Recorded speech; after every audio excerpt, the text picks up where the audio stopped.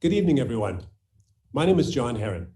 I am the CEO and director of the Kansas City Public Library System, and I want to thank you for joining us for a very special evening tonight. It's an obvious cliche, but no less true, to say that we are living in an extraordinary time. The fact that we're coming to you virtually and not in person, although we're planning a return to our auditorium soon, is a small indication that the impact of the COVID pandemic on our community.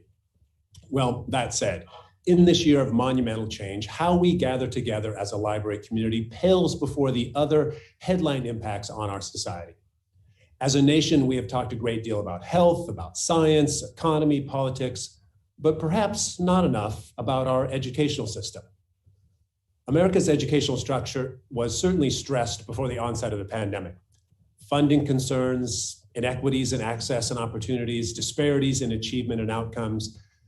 But now to that dynamic, we have the unprecedented challenges arising from a global health crisis. We are coming off a disrupted school year that took a significant toll on students and parents, on teachers, on the system as a whole, whether it be in elementary and high schools to our colleges and universities.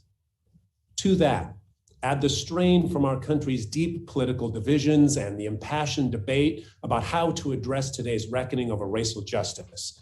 So how do we, or how should we, incorporate all of this into our classrooms and into our curricula?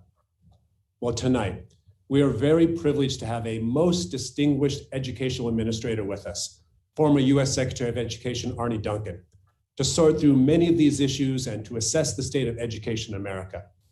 As we do, we want to invite you to weigh in with any questions you might have. Arne Duncan served as Secretary of Education under President Obama from 2009 to 2015. Prior to that appointment, he spent 8 years as CEO of the Chicago Public Schools, making it a model for urban education reform. A graduate of Harvard with a passion for basketball, Secretary Duncan is managing partner of the Emerson Collective, a California-based organization that, among its other initiatives, invests in the effort to bring about immigration and educational reform. Part of his work with the Emerson Collective included the founding of Chicago Cred, which stands for Creating Real Economic Destiny, a violence prevention effort based in his hometown. Well, once again, if you have questions over the course of our conversation, you can submit them via the YouTube live chat box, and we'll get to as many of these questions as we possibly can.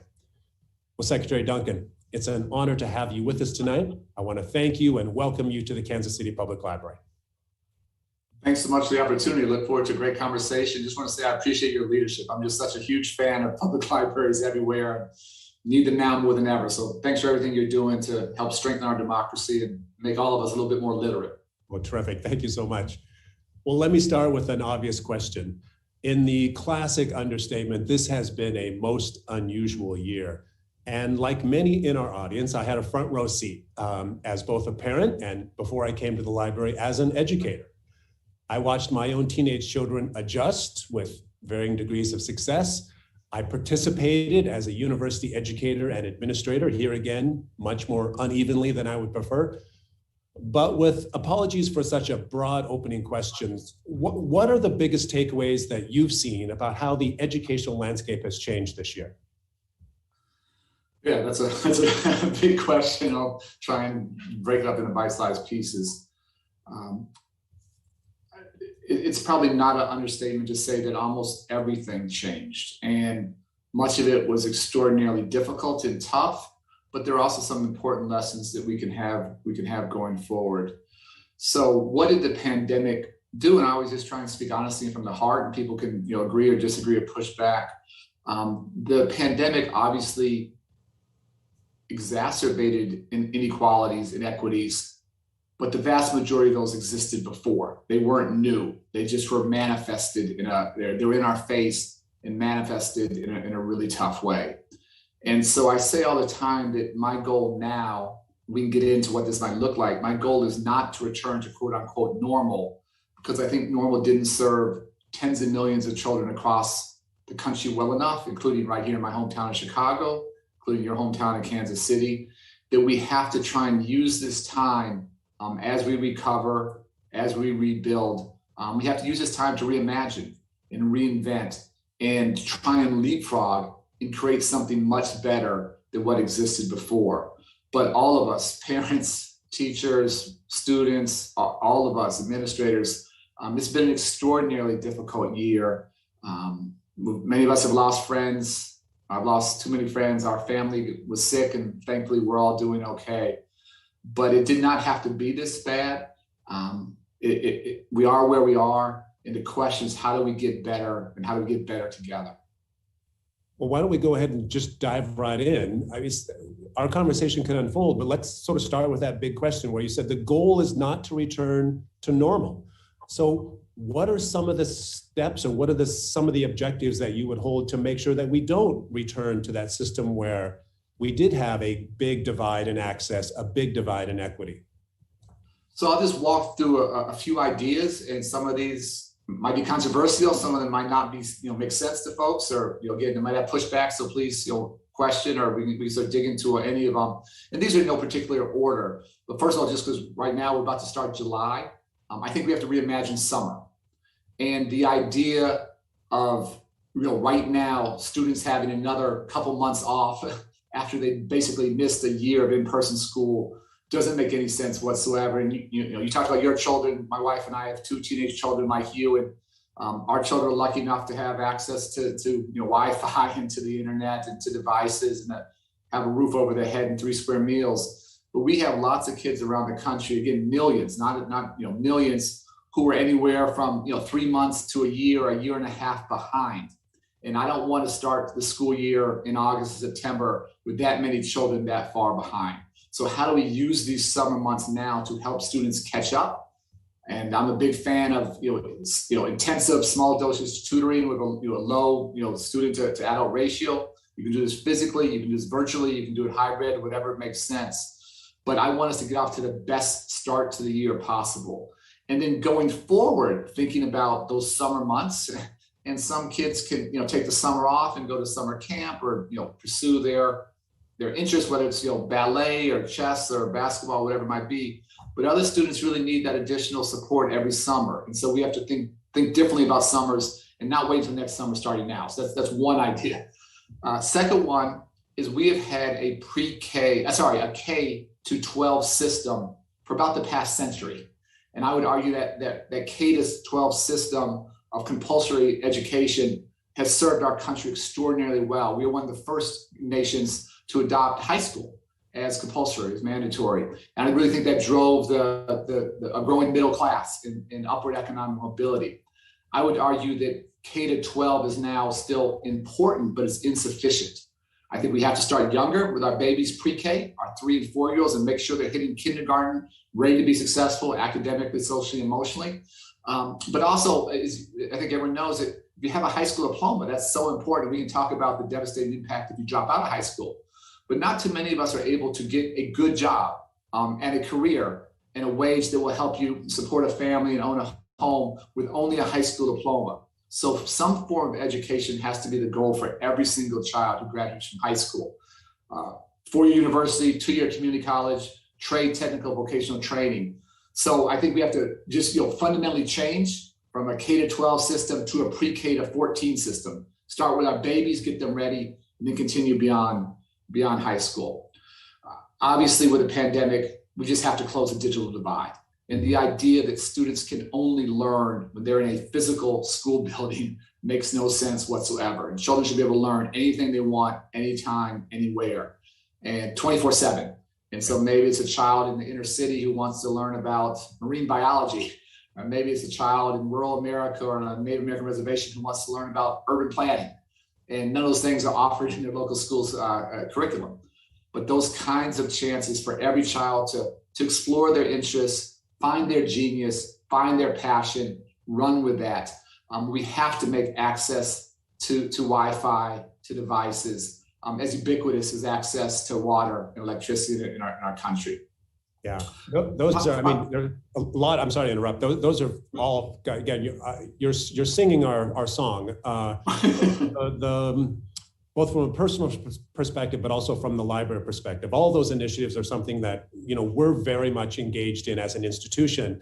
And just to break those down a little bit, so places like us, public libraries, have long had a summer reading program where it was pretty standard. A child, a parent, we had both a youth version and an adult version. You sign up, you read a certain number of books, there's a small prize at the end. But this year, even we're pivoting. We're not just going to do a reading program. We're doing an enhanced learning program with much of the very same things that you've mentioned, because our community parallels those national trends that you mentioned. In an ideal environment, what we're seeing in our community is that even students that have access, students that have had a perfect virtual environment, are seeing a few months of learning loss. But our most disadvantaged citizens in this community are having, that number is maybe double or triple that, where we're getting 6 to 9 months of learning loss. So I'm hoping that the initiatives that you're talking about, and from your huge pulpit, that summer can become a massive learning program, and somehow we think more about how a school year is broken up into thirds rather than 2 semesters and a big long break where our students tend to slide back. That would be something that we would have great applause for. It has to happen, and to your point, school districts can't do this by themselves. So I'm talking about what learning has to happen. Learning can happen in schools. It can happen in public libraries. It can happen to Boys and Girls Clubs. It can happen in churches and faith-based institutions, in nonprofits, in social service agencies. And again, communities like Kansas City, where the number of students is not overwhelming. For me, this is really getting down to the individual child level. This is not the school level, it's not the grade level, it's the class level. What does a young John Herron need? What does a young Arne Duncan need? We all have strengths, we all need things we need to work on. And what's that individualized plan to help students catch up if they need it, but also get to accelerate students? This isn't just about remediation or developmental or catching up. It's about how do we help students find their passions and let them run with that. And we all have this has to be a citywide, a community-wide effort to embrace our kids wherever they are and then take them where they need to go. Can I follow up with one of the second point you made in that comment about digital access, digital equity, digital inclusion? Once again, as a library system, you're going to find a huge source of support from us. The resources that we got, whether those have been COVID dollars or recovery dollars, we invested in devices, hotspots, tablets, and then put them into our system that our patrons could check out the same way they were checking out a book. The goal was to get everybody some access to the internet, but this is not a new issue, right? This is whether we're talking about rural broadband in the sort of the suburbs and the distant lands from these urban centers, or urban access to the internet. This remains a key sort of problem for our community to solve. How do you see solutions, or where do you see solutions coming to the issue of access? Yeah, go back to where I started, where I said, the pandemic, it didn't just create inequities, it exposed inequities. And to your point, the digital divide didn't come into existence a year ago. And it's something that all of us who care about kids and care about education, care about the next generation, have been aware of and worked on. But I'll speak for myself. Obviously, none of us anticipated a pandemic, and none of us maybe worked with enough urgency to solve this thing. But it has to happen now. It has to happen now. And those inequities, again, be they inner city, be they rural, be they remote, be they Native American reservations. For me, the dream of education is that it's the great equalizer, that regardless of socioeconomic status or race or gender, or zip code, if you work hard, you will do well. And that's the dream of education. That's why I devoted my life to this. But where access to the internet, access to devices, access to quality curriculum, access to good schools, access to good teachers, where that is unequal, where that is inequitable, then we actually exacerbate the divide between the haves and the have-nots. And that's untenable to me. So making sure that we work with the community, with libraries, with school districts, with the private sector to make sure that every child has access. Some things, and John, this is where I both, have a lot of passion, sense of urgency, but also sometimes a little bit of impatience, a little infuriating. This solving this problem, this is not putting a man on Mars. This is not finding a cure for cancer. We know how to do this. Other nations have done this. We just have not taken to scale what we know works for kids. And so this is not a matter of coming up with a genius idea, although we should always be looking for the next great idea. This is a matter of saying education is an investment, not an expense. The best investment we can make is in our kids. The best investment we can make are in our children coming from disadvantaged communities. And I say all the time that I truly believe talent is equally distributed in our nation. Opportunity is not. And all of our goal as educators, as leaders, as parents, we have to make sure that opportunity meets that talent wherever it is. And closing the digital divide is not the only part, but is a significant part of making that happen. Yeah, well, thank you for that answer. And there's a couple audience questions that have come in, and let's just pivot to one of those really quickly because it kind of ties into this larger theme that we're discussing. And the Kansas City Public School District, like most public school districts, is supported by a property tax base, and that leads to questions about how are we going to fund some of these initiatives that you're talking about. There's an inherent inequality across the landscape when we're using tax dollars to try to educate our children. Is there some, either from your time in Chicago, your time in the White House, or certainly the work that you've done after, are there ways in which this could be, are there correctives, or are there ways in which we could think about a larger scale for funding? Well, that's a great question. Again, I don't want to take an hour on it, but I'll repeat one of my comments about education should be the great equalizer. That's the dream of education, public education. But when you have, as we have, 15,000 local school districts, and not to get too wonky here, but usually 40 to 50% of funding comes at the local level from local property taxpayers. 40 to 50% comes from the state, and usually only about 10% at the federal level.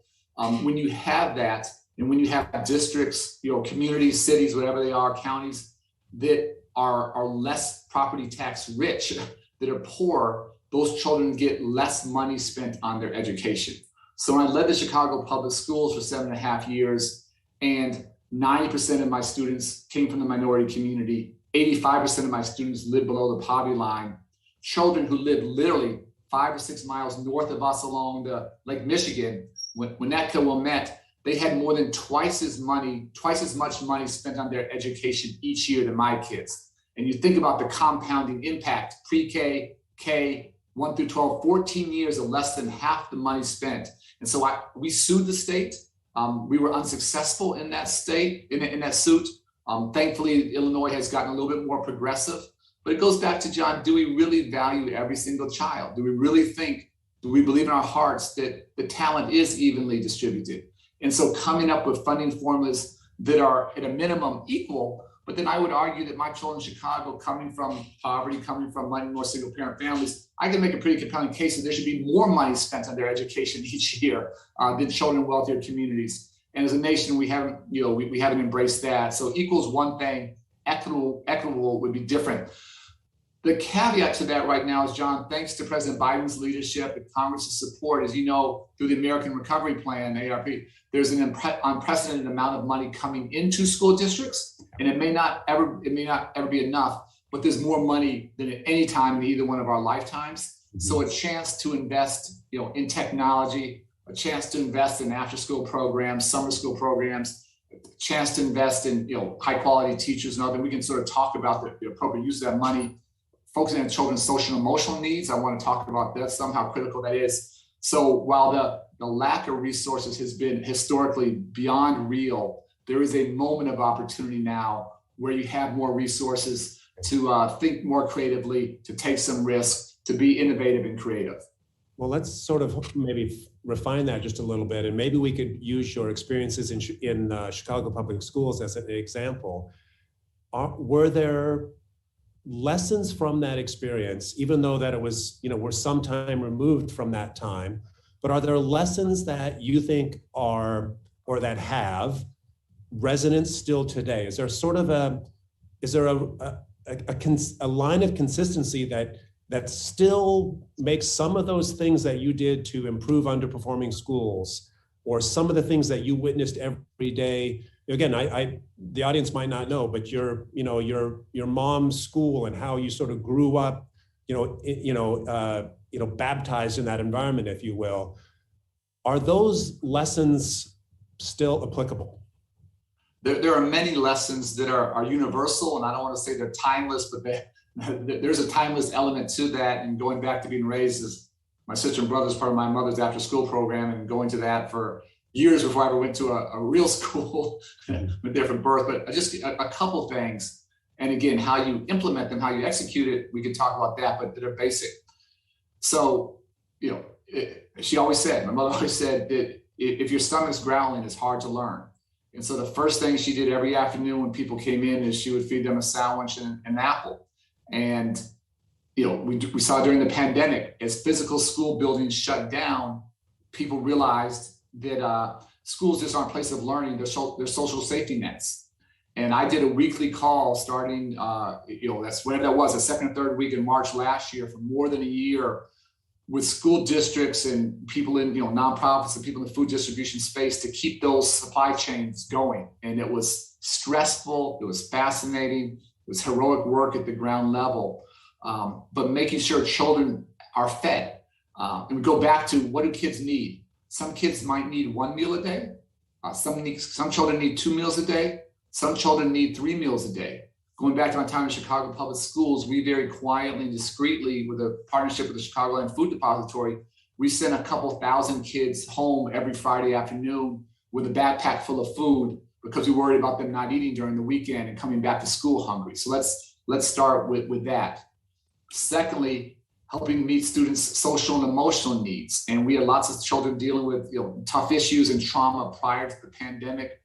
With the pandemic, you had loss of family members, you had loss of jobs, you had people's lives turned upside down, you had the George Floyd murder and the racial reckoning that we're still going through subsequent to that. And so many, many, many more children are working with extraordinarily tough issues. And I always think people sometimes want to pit like the social, emotional, the physical needs against the academic needs. And I just think for me in education, it's almost never either or, it's both and. So for me, the foundation of the house is making sure the children are fed, making sure they're dealing with trauma, making sure they're healing, making sure they're not being bullied, making sure they can see the blackboard and have eyeglasses if they need it, if they have a toothache, that's being dealt with. And that's your foundation. When you have that, then let's talk about AP biology and trigonometry and where you're going to college. But absent that foundation, then the other stuff, we're not really in the game. So those are, a couple lessons. I could go on and on. High quality teachers, nothing matters more than that. Great principals. I've never been to a great school that didn't have a great principal. I keep looking for it, and all over the country, not going to see it. Focusing on reducing that dropout rate is critically important. We did something that was really helpful with some outside research in Chicago. We call it Freshmen on Track, because it's sort of an obvious point, but we didn't have the data initially. Is if you're trying to stop high school dropouts, because basically you're condemned to poverty and social failure if you leave high school. If you wait till senior year, it's too late. You've already lost those students. And that how students do freshman year academically is like a total predictor to whether they stay on track to graduate or not. So really focusing on that transition from 8th grade to 9th grade, meeting students where they are, again, academically, socially, emotionally, checking them, keeping them on track. Chicago's seen probably 17 consecutive years of increasing graduation rates. It's not high enough. But it's because we're not focusing on seniors. We're focusing on that transition from 8th through 9th grade in that critical 9th grade year. Yeah, no, that's amazing. I think you've sort of answered this, but I want to have just a half a beat more on it. In our community, we have seen educational leaders become much more active in civic conversations about things like food insecurity, for example, or especially violence. Do you see that conversation as a realm in which educators have a unique role or a special role? 100%. And again, we can get into my current work, which is focused on reducing gun violence here in my hometown of Chicago. It's the hardest work I've done in my life. It's honestly the most heartbreaking work I've ever done. It's also the most inspiring work I've ever done. But when children are not fed, or when they're living with trauma, when they're being bullied, when they're living in fear, when you have gun violence that plagues far too many of our urban and rural communities and suburban communities now across the country, it is hard to concentrate that next day. And so having educators step up and talk about these needs, and all we want, John, again, it's so easy to articulate, all we want everywhere, all I want is just healthy communities. I just want healthy communities. I just want to give children a chance to be children and grow up free of fear and trauma. And too many of our communities aren't healthy. Maybe it's food deserts. Maybe they've been redlined. Maybe there's been disinvestment. Maybe there's an access to quality healthcare or quality education. And every negative indicator, they're always concentrated. It's always the same neighborhoods. And wealthier communities, all those negative indicators are non-existent. The positive indicators are there. And I always say it's never a child's fault where they're born. No child chooses to be born into poverty. No child chooses to be born into a violent community. It's up to us as adults to challenge that every single day so that our children can really fulfill their tremendous academic and social potential. And having educators step up and lead, not just talk, help to lead this community-wide effort, not a public schools effort, but a community-wide effort to build healthier communities. Educators have to have a big seat at the table, a critical seat at the table. And if somehow they're not invited, they need to create a new table for themselves to be in there. It's that important. Yeah. I mean, your phrase, a student doesn't choose this, no child would select this, these challenges. I'm not sure if this pivots too far away from this conversation, but it kind of gets to what has to be the most often quoted line from your 2018 book, where you just open up, right? Education runs on lies. And then maybe you talk about that a little bit, but do you see that kind of, I don't know how we want to classify that phrase, but a very provocative phrase as having some applicability in this conversation? 100%. And I'll give you, it is provocative. It may be controversial. People might say I'm crazy, but I'll just give you what my thinking was and what my thinking is, and it hasn't changed. So I'll just give you three lies that I think just plague us. One is, again, we've hit on at least one of these, and I'll hit the other two. One is that we all say that we care about education, that we value education. If you were to poll the American public, everybody would say they value education. But here in America, John, we are top 10 in nothing. We're top 10 in nothing. In access to pre-K, we're 28th, 29th relative to other nations. We should be ashamed. High school reading math scores, we're usually somewhere between 15 and 20 internationally. And in terms of college completion rates, I would love us to lead the world in college completion. We used to be first in the world. We have stagnated, we're flatlined in about a dozen other countries that passed us by. And if we want to keep high wage, high skilled jobs in Kansas City, in our communities, in our cities, in our states, in our nation, we have to have the most highly skilled workforce in the nation. And we don't invest in education like we say we do. And I listen to people's words, but I pay a lot more attention to their actions. So that's one that I consider a lie, that we would all say we care so much about education, but we don't invest in it. Secondly, it's really paralleled, is we all say we care so much about teachers. And we all know those teachers in our lives who changed our lives. I can talk about my high school English teacher, Miss McCampbell, who taught me how to think critically and express myself, verbally and on paper. And those days you didn't have computers, I turned in a paper in blue ink and I'd get back a paper with a lot more red ink than blue ink. But she cared that much. She just taught me so much. But we don't compensate teachers like the lifesavers, like the heroes they are. We don't train them. We don't reward them. We don't mentor them. We don't have the career ladders. I would love to tomorrow pick a number, double teacher salaries, triple teacher salaries, same for principals. We don't do those things. And in many communities, I don't say this facetiously, in many communities, sanitation workers are paid as much or more than classroom teachers. And I'll never forget talking to a teacher from North Carolina, which is a state that had a strong history of funding education, changing political climates. They really defunded education. And there was an amazing teacher who was selling plasma, was selling blood to make ends meet. And no one goes into education to make $1 million. Teachers are about the most altruistic people I know. But you should not have to take a vow of poverty to be a teacher, and you shouldn't have to sell blood to make ends meet and help your students. That's two. And the final one, again, this may be again controversial, but I just have to speak my truth that, we say we value kids and value kids' lives. Everybody would say that.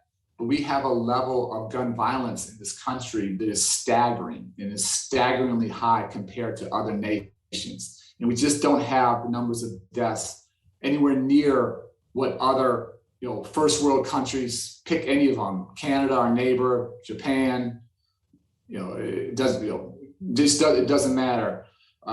Singapore, you pick any nation, England, any European nation, they just don't have the level of death that we do.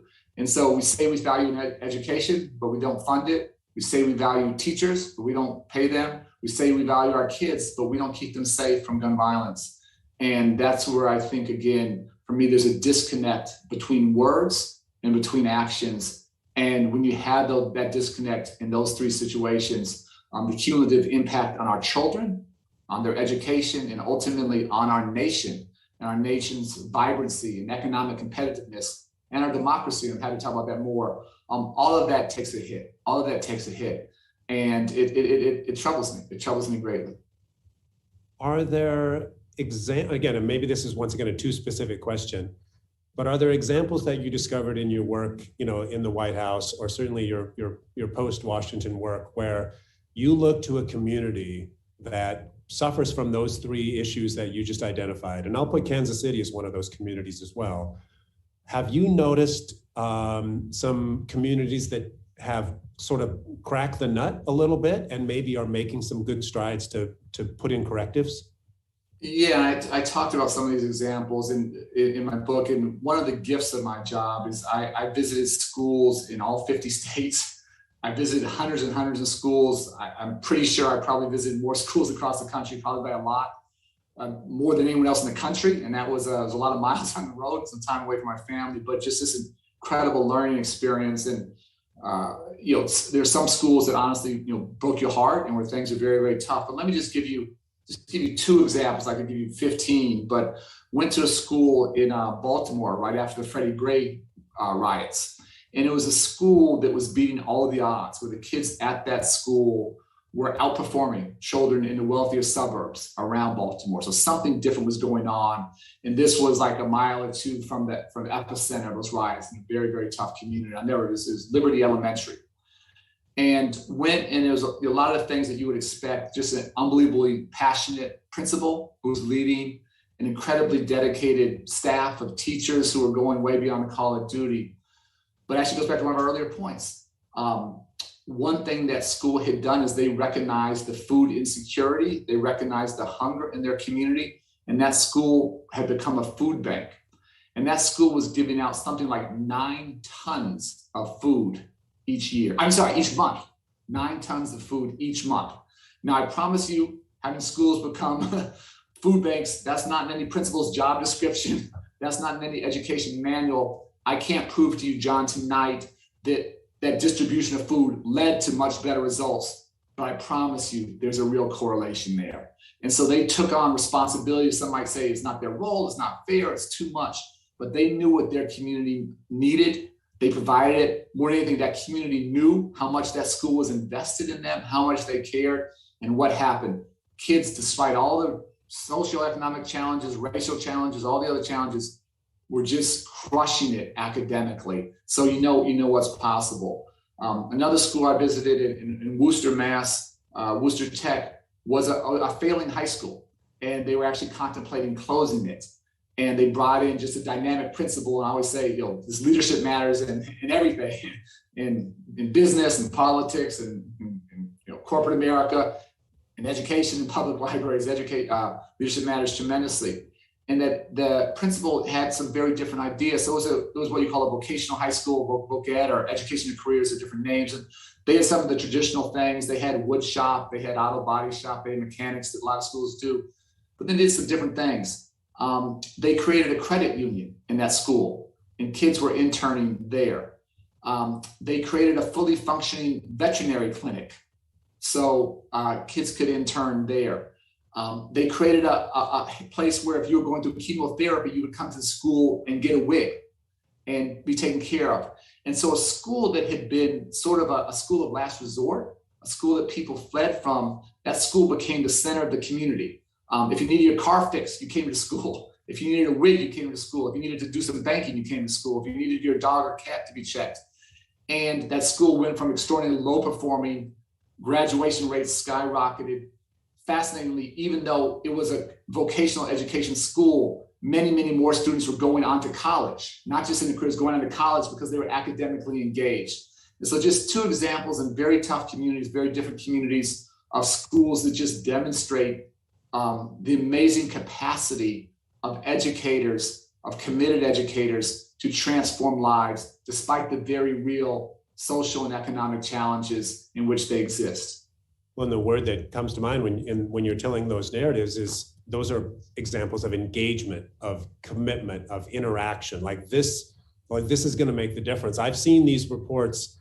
So I spent 2 decades as a college faculty member and administrator, and the same studies are true. Like a single note from a single faculty member will keep a student in class, some huge percentage more. I mean, it's just, we sort of build this as this monumental challenge.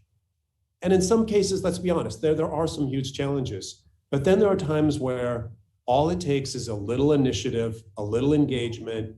And again, I'm not naive, but again, we've got to start with some engagement into this educational dynamic. Yeah, it doesn't diminish the very real challenges, and I've lived them all my life, and I know how tough it is when students grow up in a violence-plagued neighborhood, in abject poverty, in a dysfunctional family. Trust me, I know exactly what those challenges are like, but I also know what's possible. And the thing I always think, John, education is two parts. Part is obviously the intellectual part and helping kids achieve academically. The second part is what you sort of talked about. It really comes from the heart. It's how do you inspire? How do you engage, to use your word? How do you connect? How do you believe in kids and let them know how much you believe in them? How do you envision a future for children that they can't see for themselves because it's not their lived experience, but it's yours? And I would argue, you could say it's 50-50. I may say it's 51% heart and 49% the intellectual piece of it. And it's got to start. It's got to lead from the heart. Then you can get to the academic part.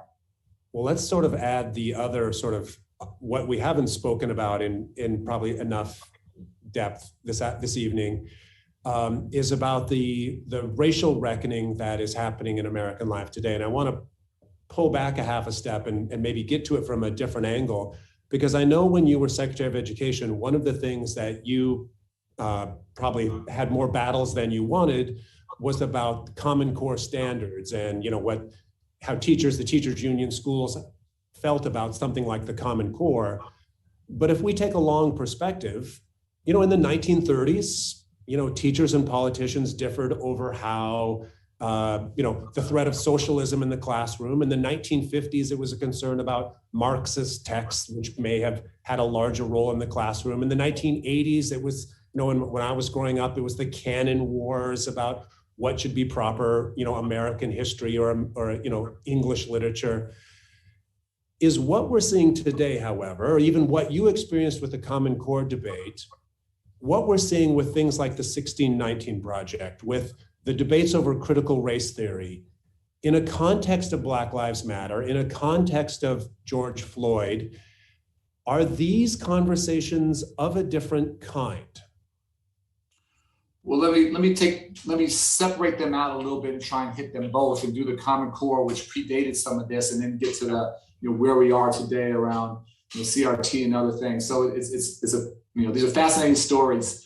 So our only goal with Common Core was to make sure that students who graduated from high school would be eligible to take college level classes, because we all talk about how expensive college is, and it's too expensive. We know that. What we don't talk about is that as a country, we spend $9 billion with a B, $9 billion each year for high school graduates to go to college and take remedial classes. What does that mean? They're paying college tuition, they're burning through grants, they're burning through loans to take classes that are not credit bearing because they were not prepared academically. And because the federal role is limited K-12, all we said was that if you're in Texas, we just want a set of standards that if you are passing those, the University of Texas certifies that you can take college level classes when you graduate. And for me, it seemed like common sense shouldn't have been that controversial, became controversial. Part of it, I just want, again, to be very honest, what we didn't anticipate with the Affordable Care Act becoming, labeled Obama Care, and then pushed back with the Tea Party, with the Common Core, that becoming Obama Core. And so in hindsight, I joke, but I'm serious. That was a marketing mistake by us. We didn't anticipate it coming. What we should have had, and we should have said, this is the highly unique to all 50 states core. And what you saw happen in the pushback and the backlash was states, the Illini core, the Buckeye core, everybody, rebranded and kept 95% of it, which was most important to us. We didn't care about the name, but some just interesting lessons of how education, to me, which should be non-political or bipartisan, can become politicized because of other forces at work. But what's so relevant, John, is those same forces that were pushing back against some of that are candidly the same forces pushing back I just see this stuff pretty simply, that I just think we have to understand our history, and we have to understand the beauty and the brilliance and the genius of America's birth in our history. And we have to understand the challenges and the inhumanity. And that doesn't lessen my or anyone else's love of the country. It does deepen our understanding. And if anything, for me, it creates an urgency, a passion to try and make a difference. So to try and whitewash history, to try and talk not just about George Floyd, but to avoid talking about 400 years of systemic racism, who are we serving? And so these are, really, really important issues. Education always has been, probably always will be, in the political sphere, which I hate, but I understand, and I've sort of walked between those worlds. But all I want for my children is what I want for your children, everyone else's children. I want them to understand our history. I want them to understand where we are today. I want them to understand our globe, our planet, and where we are. And the only way I know how to do that is to share honestly and transparently and authentically, and to somehow bury the truth or hide the truth or not talk about things that are facts. That gets extraordinarily scary to me. And it goes, and we can get into this if you want. For me, it's not just about perpetuating ignorance. It actually is a real threat to our democracy. And we have to be able to have hard conversations. We have to be able to build trust. We have to learn how to debate issues, but have a fundamental level of respect where we can still solve problems together. And where do all these threads come together? The only place I know to do is in public education. And that's the only thing that, that's the tie that binds all of us, regardless of, again, where we grow up or who we look like or how much money we have. 90% of America always has and always will go to a public school growing up. And so there's an opportunity, there's an obligation, but there's a nation building, a democracy strengthening tool that we desperately need public education to serve. And to see us walk away from that is deeply troubling. Is deeply troubling to me, and scary again, not for our children, scary not just for our children, but scary to me for the vibrancy and the strengthening of our democracy. Yeah, you and I share a common foundation on this issue. One of the, I'll call it a downside of being an American historian, which is my training, is that I also see these voices as being part of that same spectrum. Right? So the same voices that were concerned about the Common Core, the same voices that a generation earlier were concerned about the Cannon Wars, the same a generation earlier that were concerned about, in the Cold War, these issues took on a different kind of flavor, but they're all sort of part of the same dynamic. And I too see this as part of what makes up democracy. In our city, in Kansas City, the issues about critical race theory, about the racial reckoning, have particular resonance because it almost perfectly overlays the public school landscape. Kansas City is a city that's divided by real racial lines, like there are roads that demarcate neighborhoods, and that impacts property values, it impacts all these other things we're talking about, but it also becomes a very important public school conversation.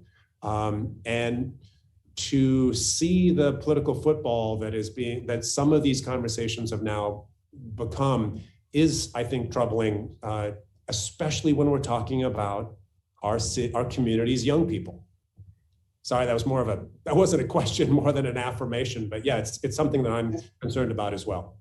Well, I think, again, and you being a historian, I'm not, you understand the history better than I, and I think definitely this past year, but honestly, the past 4 or 5 years, it's really caused me to reevaluate and sort of think through things differently. And there are things that I thought were rock solid, including our democracy. They're actually much more fragile than I realized. You may have understood how fragile they were, but I've had, it's a really humbling experience. And the other lesson, John, going back to your sort of generational issues, is that there seems to be like no final victories in any of this stuff. The battles you think that had been won a decade ago or 4 decades ago come back. I always take the right to vote, which seems sort of fundamental and was suppressed historically. Well, it's suppressed today, and you sort of think those things have been solved, have been taken care of, and they're not. And I always think that it's the obligation of every generation not just to protect our democracy, not just to strengthen it, but to create it. And I think we need every generation to see themselves as creators, as new creators of the democracy, and trying to take it to a different level, and not just fight for protections, but fight to make it stronger. And for me, that's such a critically important role public education can do, is produce the next generation of creators of our democracy. Well, can we use the time that we have left to maybe once again focus in on that point, because this moves maybe from the K through 12 environment to the higher education environment, but college, in my sort of knee-jerk or easy understanding, was always the pathway to all, economic stability and entrance into the middle class. There is a conversation now in America about the value of higher education as diminishing.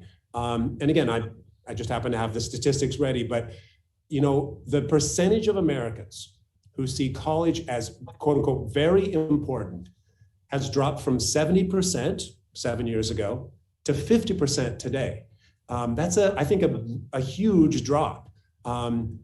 Is there something about what education means or the value of education that you've seen in your experiences that is in transition?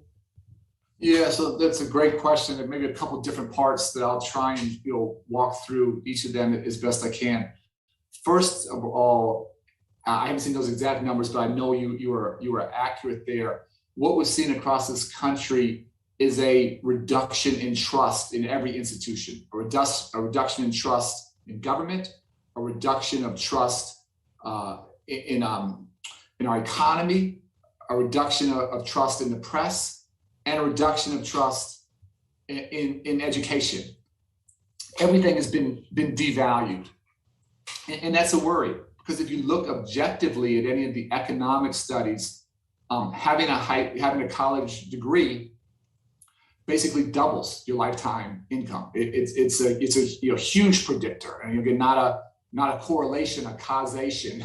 And if we're trying to break cycles of poverty, if we're trying to increase upward mobility, if we're trying to build a growing middle class, to your point, if you look rationally, if you look objectively, there's probably no better way to do that than to make sure lots and lots of folks, millions of additional folks, have access to college. So that's just, there's a disconnect between rationally the value there and the perception, because there's distrust of so much.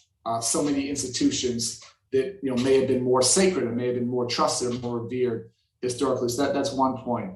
Secondly, and this is just real, is college has become more expensive. And families that are struggling, I've talked to families where they don't know if they can afford it, where they literally make gut-wrenching, heart-wrenching choices. They have 3 kids and they basically decide, you're the one that's going to go to college and the rest of us is going to work to support your dreams. I've had that conversations with working class parents, and just again, beyond heartbreaking. And so making sure that we continue to invest in college and make sure it's not too expensive. And again, seeing it as an investment, not as an expense. And with the value of Pell Grants going down, with states at the federal level, with states investing less and tuition going up, that burden falls more and more. And that's, you could look at the past 10, 20, 30, 40 years, the total percent of tuition coming down on the shoulders, on the backs of families in America, working class families, has increased substantially. And it can be a rational choice that this is not that it's not valued, but that it's unattainable. It's for rich folks. It's not for people like us. And that's deeply troubling. So how we continue to invest. And then one really interesting point, again, just currently, because President Biden now is talking about making community college free. So those groups, what we talked about earlier, those grades 13 and 14 free. It's something we talked about in the Obama administration. We didn't get it done. But you know who got it done? Do you know where it happened? Where they made community college free? It happened in Tennessee. And it was the leadership of a good friend of mine, Governor Haslam, who happened to be Republican. And what he did is he took what was, people might see as a Democratic idea, but he saw it as an investment in his most precious resource in his state, which was his people, his human capital. And so he took that idea and made community college free in Tennessee, a Republican governor. And the dividends have been extraordinary. But again, that just go back to, for me, education should never be partisan. It should never be political. It should just be, how do we strengthen our economy? How do we strengthen our families? How do we strengthen our communities? How do we strengthen our democracy? And whether it's pre-K, whether it's K to 12, whether it's higher, we're talking about now, I can't think of a better way to do that than to provide high quality opportunity for all at every level. Well, and the hope would be then that, when rather than have a larger percentage of Americans begin to question the value of education, which is probably tied not only to politics, but to this cost issue. If we can make the community college free an option, if we can increase the value of Pell Grants. I looked this up because I wanted to know. My Pell Grant when I was an undergraduate student covered more than 50% of my state school tuition and room and board. Today's average student, it's about 20%, right? Yeah, that's exactly right. Yeah, so that was a Pell Grant plus a job meant I could go to college. Yeah. I have a freshman in college. There's no way that she could pay for her education in the same way that I did.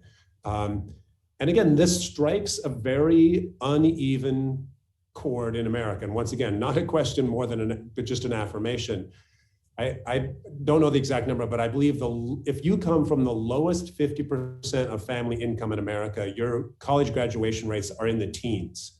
If we drop down another quartile at 25%, it's something in the single digits. And that is a national issue that needs our attention immediately. Hopefully having this, a renewed focus on the option for community college, for unique STEM programs or applied programs, or how we want to frame it, can make sure that it becomes a much more viable option for all of America's young people. All I can say is amen. And the last thing I'll say is, yeah. I don't ever want, like some countries, to just be clear, some countries when kids are 12, 13, 14, they sort you. They literally say you are college material or you're in a vocational track. I don't ever want that to be us here, John. What I want is to give every kid an option. And again, four-year university, community college, trade, technical, vocational training, whatever, AmeriCorps, the military. And we want people to find their passion, not to say you have to go this way, but here's your menu of options and you figure it out. And you think about, John, the world's just changed. The day you and I stop learning or the day we become obsolete. So all of us are going to be learners the rest of our life. That's the most important thing we can do, is to teach our kids, not this content, again, stuff you and I had to memorize. You can Google that as a total waste of time. Helping our children to love to learn, to have that become a lifelong habit, helping them become critical thinkers, helping them become problem solvers. People talk about work and what's changing, and obviously we're preparing children now for jobs that we don't even know what they are, what they're going to be 5 or 10 years from now. But I always think, what's the nature of work? The nature of work, I think, is solving problems. That's the nature of work. And last time I checked, we have no shortage of problems to solve. We got lots and lots of problems we can solve. They need to be solved, but you have to have the skills to solve them. And that's what's going to sort people. If you have the ability to solve problems and think critically and work in teams, you're going to do well. If you don't have that ability, you're going to be in big trouble. And we just need as many people as we can in that camp with the ability to contribute to society, to solve problems, and to help us get to a better place. So we just have a few minutes left, but maybe what we can do is to wrap up. And once again, I apologize for an overly broad question, but are there steps that our viewers could, okay, what's a takeaway? What is a direct action that a parent who's listening to you today, or a teacher who's in the audience, where are the things that these individuals who want to do all the things that you've articulated, who want to achieve these goals, who want to have real conversations about race, about economics, about politics, when you speak to crowds across the country, what are the takeaways that you leave with them? Let me give you 3 or 4. They're going to be all over the map. But the first thing I would say that this has been an extraordinarily difficult year. And I've probably, like many people, I've probably never worked harder. I've never felt more inadequate. I've never worried more about our country and our community and my children. And so I think one thing is we work with real urgency just to give each other a little bit of grace and just to breathe a little bit and give ourselves a chance to recover and heal and look out for each other and just to breathe. So let me just start with that. Then we'll get to the work. Secondly, again, whatever any of us, we all have passions, we all have interests, whatever we can do to tutor, to mentor, to coach. It might be sewing, it might be debate, it might be the choir, it might be gymnastics, it might be robotics, it might be Molly UN. Whatever we can do, I'm just a huge believer in relationships. And whatever we can do to create opportunity and touch those kids in those communities where those things aren't given, where it's not a natural to have access to a debate program, where it's not natural to have access to a chess team. Whatever your passion is, kids will feed off of your passion. And whatever we can do to just engage, whether it's one child or 2 children or 10 children, whatever it might be, just to engage on a personal level, I can't overstate how important that is in terms of relationships. Third, just again, being engaged, run for school board, work with elected officials, be a voice. And the one thing, so much negative came out this past year, John, but the one thing that there were a couple things that were positive. And for me, just understanding how interconnected we are, how interdependent we are, that if my family's healthy, but my neighbor's family's sick, we're all at risk. Or if they're sick and I'm healthy, we're all at risk. We're all interconnected. And what we've done too much in education, John, is we take care of our own children and we don't take care of our neighbor's children. And we all have to start taking care of our neighbor's children and fighting for them as hard as we fight for ourselves. And then the final thing I would say is that I truly don't care, left, right, liberal, conservative, Republican, Democrat. I truly don't care.